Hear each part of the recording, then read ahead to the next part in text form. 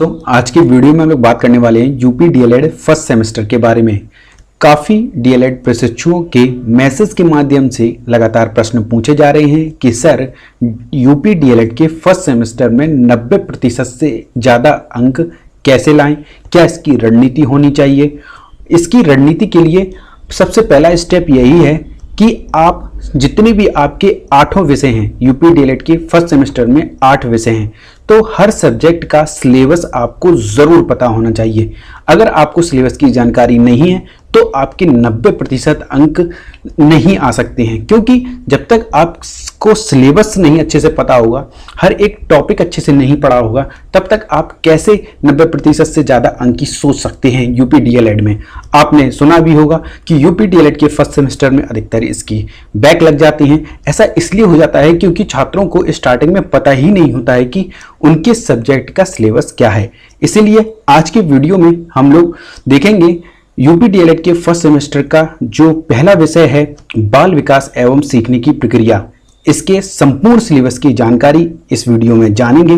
इसके महत्वपूर्ण टॉपिकों पर बात करेंगे, जिससे जिन महत्वपूर्ण टॉपिकों से यूपी डीएलएड के फर्स्ट सेमेस्टर के एग्जाम में क्वेश्चन पूछे ही जाते हैं।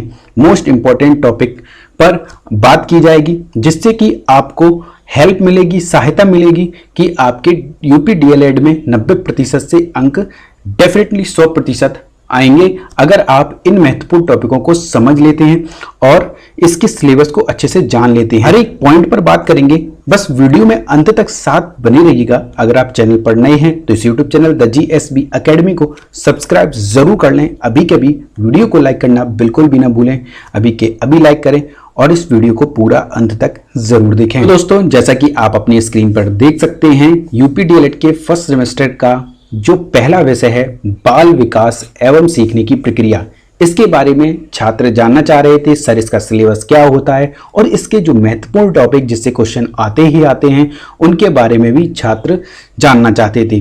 तो आज बात करेंगे डिटेल में एकदम क्लैरिटी के साथ, जिससे कि आपको कोई भी कंफ्यूजन ना हो। इसके लिए आपको वीडियो को पूरा अंत तक देखना होगा। इसके पाठ्यक्रम पर बात की जाएगी, क्योंकि काफ़ी छात्र तो पाठ्यक्रम को पढ़ते ही नहीं हैं, सिर्फ कुछ क्वेश्चन लगा लेंगे, कुछ क्वेश्चन रट लेंगे, जिससे कि उनके यूपी डीएलएड के फर्स्ट सेमेस्टर में नंबर कम आते हैं। उसका एक ही कारण है कि उन्हें अपना सिलेबस पता नहीं होता है। अगर आपको 90% से ज़्यादा अंक पाने हैं तो आपको इसके पाठ्यक्रम को अच्छे से समझना होगा और पढ़ना भी होगा।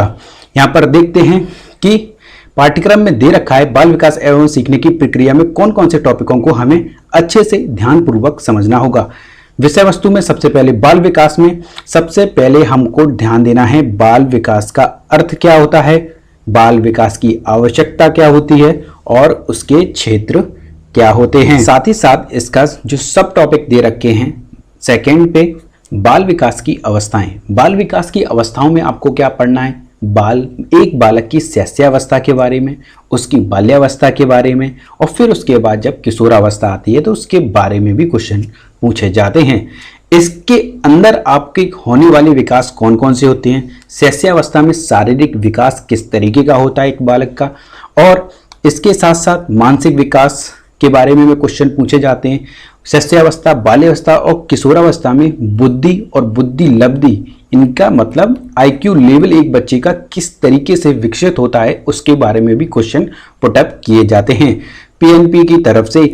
और बुद्धि परीक्षण को लेकर एक क्वेश्चन डेफिनेटली पूछा ही जाता है। ये देखते हैं कि एक बालक का संवेगात्मक विकास किस तरीके से होता है और उसके संज्ञानात्मक विकास के बारे में भी।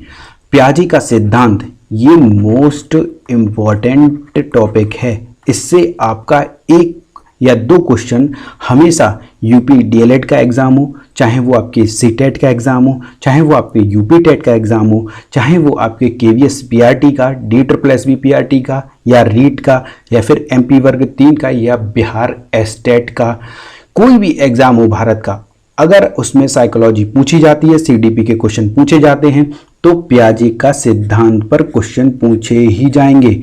आप, ये मोस्ट इंपॉर्टेंट टॉपिक है, आप इसको एकदम रट के समझ के तब जाइएगा, तब आपके जो क्वेश्चन है वो कंप्लीट हो पाएंगे। इस टॉपिक को बिल्कुल भी छोड़ना नहीं है किसी भी हालत में, ठीक है। सामाजिक विकास के बारे में भी क्वेश्चन पूछे जाते हैं यूपी डीएलएड में। और साथ ही साथ जब भाषा विकास की बात आती है तो भाषा विकास में अभिव्यक्ति की क्षमता का विकास किस तरीके से होता है एक बालक का, और एक बालक के क्रिएटिव थिंकिंग यानी कि सृजनात्मकता एवं उसकी सृजनात्मक क्षमता का विकास किस तरीके से किया जाता है उसके बारे में भी हम लोग पढ़ेंगे। व्यक्तित्व के विकास के बारे में अब आ जाते हैं। तो एक बालक के व्यक्तित्व का अर्थ क्या होता है, उसके प्रकार क्या होते हैं, क्या वो अंतर्मुखी होता है एक बालक, बहिर्मुखी के बारे में और उभयमुखी के बारे में भी हम लोग पढ़ेंगे। व्यक्तित्व परीक्षण के तरीके कैसे होते हैं, उसके समायोजन के क्या क्या उपाय हो सकते हैं, इस पर भी क्वेश्चन यूपी डीएलएड पूछता है। फिर आते हैं व्यक्तित्व विभिन्नता की बात। इसमें अर्थ पूछ सकता है, इसके कारक पूछ सकते हैं या फिर महत्व भी पूछे जाते हैं। कल्पना की बात कर ली जाए, चिंतन की बात कर ली जाए या फिर तर्क के विकास की बात की जाए, इसके बारे में भी यूपी डीएलएड क्वेश्चन पूछता ही है। आपके बहुविकल्पीय प्रश्न में एक एक क्वेश्चन आपको देखने को मिल सकते हैं। साथ ही साथ अगर आगे चलते हैं हम लोग, बाल विकास के आधार एवं उनको प्रभावित करने वाले कारक, क्या क्या कारक हो सकते हैं एक बालक को प्रभावित कर सकते हैं, उसके बारे में भी क्वेश्चन बनते हैं। अति लघु और लघु उत्तरीय में सबसे ज़्यादा जैसे कि वंशानुक्रम की बात कर लेते हैं, बहुत इम्पॉर्टेंट टॉपिक है ये भी। इस पर भी आपको अच्छे से इस टॉपिक को समझना है और फिर उसे पढ़ना है, जिससे कि ये आपके आने वाले जो जितने भी टेट, सीटेट या फिर सुपर टेट एग्ज़ाम होते हैं उसमें इस टाइप के क्वेश्चन पूछे ही जाते हैं। तो यूपी डीएलएड से ही अगर आप पढ़ के चलेंगे तो आपको आगे आने वाली कंपटीशन एग्ज़ाम में तैयारी कम करनी पड़ सकती है, और क्वेश्चनों को समझ के जब करेंगे तो आपके एक भी क्वेश्चन गलत नहीं होंगे। अब आते हैं सेकंड पॉइंट पे, वातावरण की बात कर ली जाए तो एक बालक को किस प्रकार का पारिवारिक परिवेश चाहिए होता है, उसकी सामाजिक की बात की जाएगी। फिर एक बालक के वातावरण में विद्यालय भी आता है, संचार माध्यम भी आते हैं, किस माध्यम से बच्चा सीख सकता है अपने वातावरणीय आवेश में। ठीक है, ये भी मोस्ट इम्पॉर्टेंट टॉपिक है, इससे क्वेश्चन आते ही आते हैं। आप चाहे कोई कंपटीशन का पेपर उठा के देख लीजिए, वंशानुक्रम, वातावरण या फिर यूपी डीएलएड का पेपर उठा के देख लीजिए, इससे क्वेश्चन पूछता ही पूछता है। तो ये तो आपको करने ही करने हैं टॉपिक को अच्छे से, जिससे कि आपका कोई भी बहुविकल्पीय या फिर अति लघु और लघु उत्तरीय प्रश्न ना छूटने पाए, जिससे कि तभी आपके 90% से ज़्यादा अंक आएंगे जब आप एक टॉपिक को अच्छे से पढ़कर फिर एग्ज़ाम देने जाएंगे। अब बात कर लेते हैं सेकंड पॉइंट पर, अधिगम, मोस्ट इम्पॉर्टेंट टॉपिक, जिसको हम लोग लर्निंग भी कहते हैं, सीखना भी कहते हैं। इसके अर्थ के बारे में भी पूछता है डीएलएड में, इसके सिद्धांत क्या हैं, प्रिंसिपल्स क्या हैं, उसके बारे में। अधिगम का अर्थ और अधिगम को प्रभावित करने वाले कारक, ये सबसे ज़्यादा टॉपिक पूछे जाते हैं कि अधिगम का अर्थ क्या है और अधिगम को कौन कौन से कारक प्रभावित करते हैं एक बालक को। बालक का शारीरिक व मानसिक स्वास्थ्य के बारे में क्वेश्चन पूछे जाते हैं, इसकी परिपक्वता और इसके सीखने की इच्छा, इसकी प्रेरणा क्या है, विषय सामग्री का स्वरूप क्या है, वातावरण या शारीरिक एवं मानसिक थकान के बारे में भी क्वेश्चन पूछ लेता है डीएलएड। अधिगम की प्रभावशाली विधियाँ, इसमें करके सीखने पर बल दिया जाता है और अनुकरण द्वारा सीखना, बालक अनुकरण से ही सीखता है। निरीक्षण करके सीखना, इसके बारे में भी प्रश्न पूछे जाते हैं। परीक्षण करके सीखना, सामूहिक विधियों द्वारा सीखना और फिर सम्मेलन एवं विचार गोष्ठी विधि के द्वारा भी बच्चे सीखते हैं। प्रोजेक्ट विधि मोस्ट इम्पॉर्टेंट है, आप इसको बहुत अच्छे से पढ़िएगा, ये आपके टेट, सीटेट और सभी सुपर टेट एग्जाम में भी आगे पूछता है, इससे टॉपिक क्वेश्चन आते ही हैं। तो अभी से आप अच्छे से पढ़ के चलेंगे और ये आपकी यूपी डीएलएड के जो एग्ज़ाम है फर्स्ट सेमेस्टर के, उसमें भी 100% आपको क्वेश्चन देखने को मिलेगा। समूह अधिगम के बारे में भी क्वेश्चन पूछता है यूपी डीएलएड। और अब आते हैं अधिगम के नियम के बारे में। थॉर्नडाइक, ये तो भाई साहब इतने इम्पॉर्टेंट हैं, ये आपके यूपी डीएलएड में भी क्वेश्चन 100% पूछे जाते हैं। साथ ही साथ आपके टेट का एग्ज़ाम हो, चाहे सीटेट का एग्ज़ाम हो, चाहे वो किसी भी भारत के सुपर टेट का एग्ज़ाम हो, किसी भी राज्य में जो शिक्षक भर्तियाँ निकलती हैं उसमें थॉर्नडाइक से रिलेटेड क्वेश्चन पूछता है। इसीलिए आप अपने यूपी डीएलएड के फर्स्ट सेमेस्टर से ही थॉर्नडाइक के कॉन्सेप्ट को अच्छे से पकड़ कर चलिएगा, जिससे कि आपको आगे कोई प्रॉब्लम ना हो, इसके लिए आप द जीएसबी एकेडमी के यूट्यूब चैनल को ज़रूर सब्सक्राइब कर लें। यहाँ पर आपको फ्री में यूपी डीएलएड की बिल्कुल फ्री में गुणवत्तापूर्वक तैयारी करवाई जाएगी। इसीलिए द जीएसबी एकेडमी के यूट्यूब चैनल को सब्सक्राइब अभी के अभी कर लें। थॉर्नडाइक के सीखने के जो मुख्य एवं गौण नियम जो हैं उनके बारे में क्वेश्चन पूछे जाते हैं यूपी डीएलएड में और टेट, सीटेट और सुपर टेट में। सीखने या सिखाने में इनका क्या महत्व होता है, इसके बारे में भी बहुविकल्पीय प्रश्न पूछ लेता है डीएलएड। और साथ में आगे अधिगम के प्रमुख सिद्धांत और कक्षा शिक्षण में इनकी क्या व्यवहारिक उपयोगिता होती है, इसके बारे में भी। ये जो सिद्धांत है वो मोस्ट इम्पॉर्टेंट सिद्धांत है। आपकी यूपी डीएलएड में 100% इससे क्वेश्चन पूछा जाएगा और सीटेट में, यूपी टेट में या फिर सुपर टेट में आपको ये क्वेश्चन देखने को मिलता ही है। बहुत ही थॉर्नडाइक का प्रयास एवं त्रुटि सिद्धांत, ट्रायल एंड एरर का जो प्रिंसिपल है वो थॉर्नडाइक ने ही दिया था। इसको लेकर बहुत ही इम्पोर्टेंट टॉपिक है। आप कोई भी पेपर उठा लीजिए जिसमें सीडीपी का पोर्शन आता है, उसमें थॉर्नडाइक का ये प्रिंसिपल पूछा ही जाता है। देन सेकंड आते हैं पावलोव, ये भी मोस्ट इम्पॉर्टेंट है। ये सभी इम्पोर्टेंट है। पावलोव का संबंध प्रतिक्रिया का जो सिद्धांत है इससे भी क्वेश्चन पूछे ही जाते हैं, इसीलिए आप इसको बहुत अच्छे से पढ़ें। यूपी डीएलएड में आपके लिए ये रामबाण साबित होगा। स्किनर का सिद्धांत, क्रिया प्रसूत अधिगम का सिद्धांत मोस्ट इम्पॉर्टेंट है। इससे क्वेश्चन आते ही आते हैं इस प्रिंसिपल से। कोलर का सिद्धांत, सूझ एवं अंतःदृष्टि का सिद्धांत जो कोलर ने दिया है ये भी मोस्ट इम्पॉर्टेंट है। इससे भी क्वेश्चन आते ही आते हैं यूपी डीएलएड, टेट, सीटेट या फिर सुपर टेट में। प्याजे की सिद्धांत की बात की जाए या वाइगोत्स्की के सिद्धांत की बात की जाए, इससे आपके सीटेट वाले पेपर में एवरी ईयर 1-2 क्वेश्चन पूछे ही जाते हैं। आप कोई सा भी पेपर उठा लीजिए, चाहे वो पेपर 1 हो या पेपर 2 हो, इसीलिए यूपी डीएलएड में भी 100% ये क्वेश्चन पूछा ही जाता है। चाहे आप कोई भी पेपर उठा लीजिए 2022 का, 21 का या फिर 20 का, 19 का, उसमें आपको प्याजे और वाइगोत्स्की से रिलेटेड बहुविकल्पीय अतिलघु या फिर लघु उत्तरी में क्वेश्चन देखने को मिलेंगे ही मिलेंगे। इसीलिए ये सभी जो टॉपिक हैं वो मोस्ट इम्पॉर्टेंट हैं। आप इन टॉपिकों को इधर से ही तैयार करके चलेंगे तो आपको आने वाले किसी भी कंपटीशन में कोई भी प्रॉब्लम देखने को नहीं मिलेगी। फिर आगे चलते हैं, जो ब्रूनर का सिद्धांत है ये भी इम्पॉर्टेंट है। और साथ ही साथ अब बात कर लेते हैं सीखने का वक्र। सीखने के वक्र में अर्थ की बात आ जाती है, इसके प्रकार की बात आ जाती है, फिर इसमें सीखने में पठार, इसका अर्थ और सीखने में पठार के क्या कारण होते हैं इसके बारे में भी क्वेश्चन और इसका निराकरण भी पूछ लिया जाता है यूपी डीएलएड में।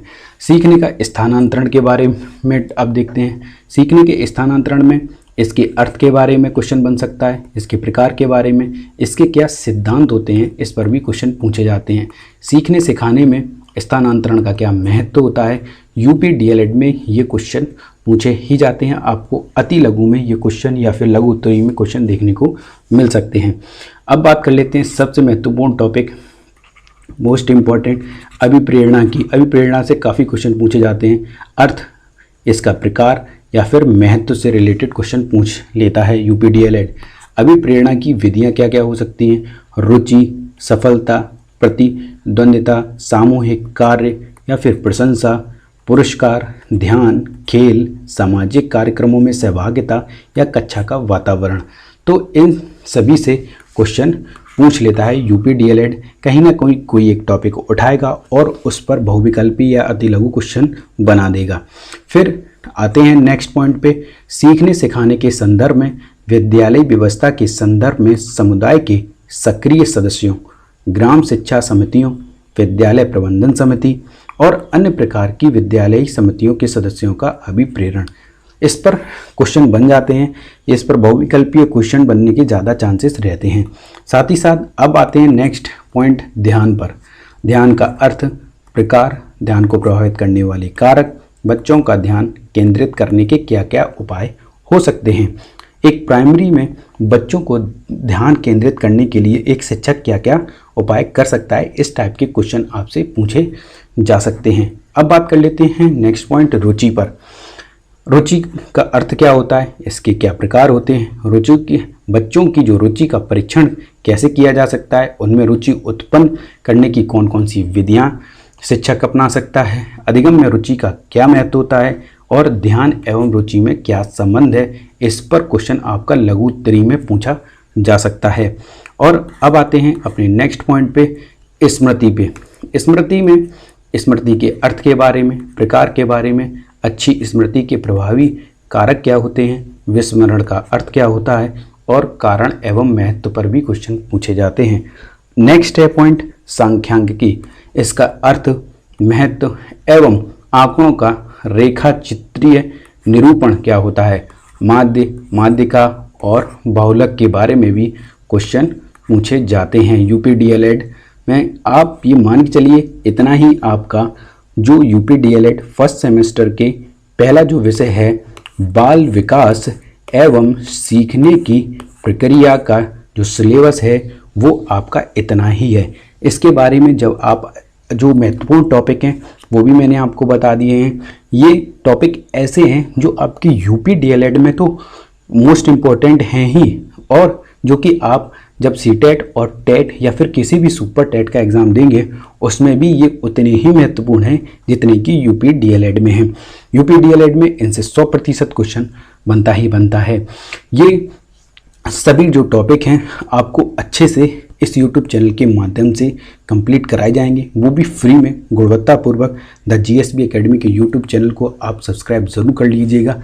अगर आप फ्री में यूपी डीएलएड फर्स्ट सेमेस्टर की गुणवत्तापूर्वक तैयारी करना चाहते हैं 8 विषयों की, चाहे वो आपका बाल विकास हो या फिर और अदर सब्जेक्ट हों, जो भी सब्जेक्ट होंगे उसकी तैयारी आपको फ्री में गुणवत्तापूर्वक कराई जाएगी। हाँ, इस वीडियो को ज़्यादा से ज़्यादा अपने सभी यूपी डीएलएड के व्हाट्सएप ग्रुप में और यूपी डीएलएड के टेलीग्राम ग्रुप में, साथ ही साथ फेसबुक ग्रुप में शेयर जरूर करें, जिससे कि एक यूपी डीएलएड के छात्र को सही और सटीक जानकारी मिल सके, जिससे कि जिन छात्रों का सपना है कि यूपी डीएलएड के फर्स्ट सेमेस्टर में 90% से ज़्यादा अंक लाने के लिए ये एक सटीक रणनीति है। आपको फ्री में तैयारी भी इस YouTube channel the GSB academy के माध्यम से कराई जाएगी। अगर आपकी कोई क्वेरी हो यूपी डीएलएड के रिगार्डिंग तो आप नीचे कमेंट बॉक्स में कमेंट करके हमसे पूछ भी सकते हैं। वीडियो को लाइक भी करें और ज़्यादा से ज़्यादा इस यूट्यूब चैनल को सब्सक्राइब ज़रूर करें।